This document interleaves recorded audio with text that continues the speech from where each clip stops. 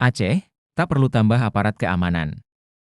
Provinsi Aceh, dengan status otonomi khususnya, memiliki dinamika politik yang unik dan kompleks. Menjelang pelaksanaan pemilihan kepala daerah, Pilkada, serentak yang dijadwalkan pada tanggal 27 November 2024, isu keamanan kembali menjadi perbincangan masyarakat.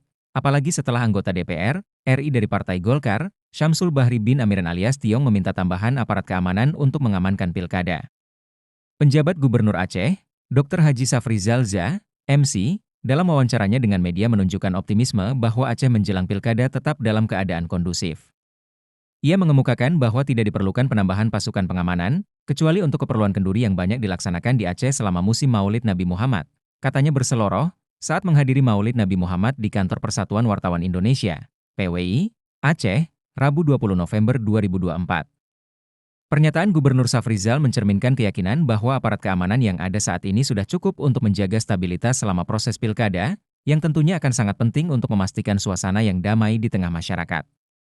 Kita percaya terhadap kemampuan aparat keamanan yang ada di Aceh saat ini, mampu menjadi garda terdepan dalam menjaga ketertiban pilkada, kata Safrizal. Ia menegaskan, pilkada akan berlangsung dengan damai, dan semua pihak harus saling menghormati dan mematuhi aturan yang berlaku, katanya.